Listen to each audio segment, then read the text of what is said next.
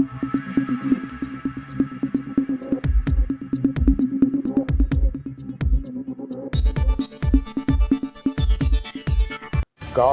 ബന്ദിമോചനം പൂർത്തിയായി. ജീവിച്ചിരിക്കുന്ന 20 പേരെയും ഹമാസ് ഇസ്രായേലിന് കൈമാറി. ട്രംപിന് ഇസ്രായേൽ പ്രധാനമന്ത്രി നെതന്യാഹു നന്ദി പറഞ്ഞു.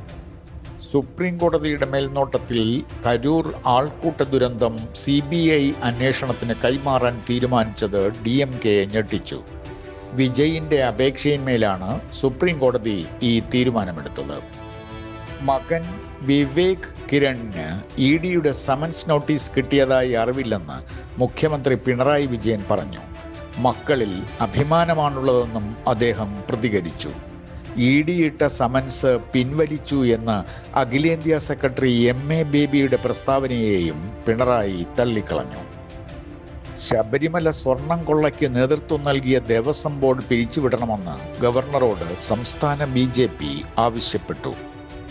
OJ ജനീഷ് രാഹുൽ മാങ്കൂട്ടത്തിന് പകരക്കാരനായി യൂത്ത് കോൺഗ്രസ് അധ്യക്ഷനാവും. KC വേണുഗോപാലിന് വേണ്ടപ്പെട്ടയാളാണ് OJ ജനീഷ്. ഇനി നിങ്ങളുടെ കുട്ടികൾക്ക് പരീക്ഷകളിൽ ഫുൾ മാർക്ക്.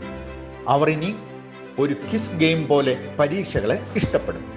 വിദ്യാർത്ഥികൾക്കിടയിൽ തരംഗമായി കൊണ്ടിരിക്കുന്ന പ്രാക്ടീസ് എക്സാം ആപ്പ് ഡൗൺലോഡ് ചെയ്യുവാൻ പ്ലേ സ്റ്റോറിൽ ഗ്ലോബൽ ഗേറ്റ്വേ എന്ന് ടൈപ്പ് ചെയ്യുക. സബ്സ്ക്രൈബ് ചെയ്യുമ്പോൾ ഡിസ്കൗണ്ട് ലഭിക്കുവാൻ ഈ നമ്പറിൽ ബന്ധപ്പെടാം. കാസർഗോഡ് കുമ്പളയിൽ കഴിഞ്ഞ 24 മണിക്കൂറായി വിദ്യുത് ശക്തി ഇല്ലാത്തതിൽ പ്രതിഷേധവുമായി നാട്ടുകാർ KSEB ആസ്ഥാനം വളഞ്ഞു. പോലീസ് മർദ്ദനത്തിൽ പരിക്കേറ്റ ഷാഫി പറമ്പിൽ MP ആശുപത്രി വിട്ട് കോഴിക്കോട്ടെ വീട്ടിലേക്ക് പോയി.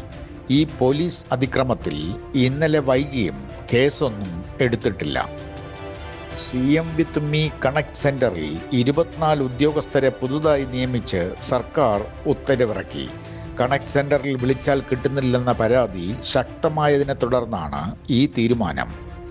മണ്ഡലത്തിൽ രാഹുൽ മാങ്കൂട്ടത്തിൽ MLA സജീവമായതോടെ DYFI പ്രതിഷേധവുമായി രംഗത്തിറങ്ങി.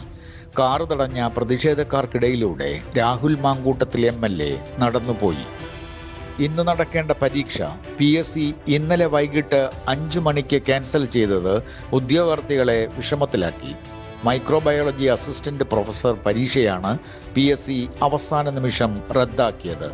കൊച്ചിയിലുള്ളവർക്ക് കോഴിക്കോട് പരീക്ഷാ കേന്ദ്രം അനുവദിച്ചും PSC ക്രൂരത കാട്ടിയെന്ന് ഉദ്യോഗാർത്ഥികൾ പറഞ്ഞു. വാർത്തകൾ ഇതുവരെ ഇവിടെ പൂർണ്ണമാകുന്നു. കൂടുതൽ വാർത്തകളുമായി വീണ്ടും കാണാം. നമസ്കാരം.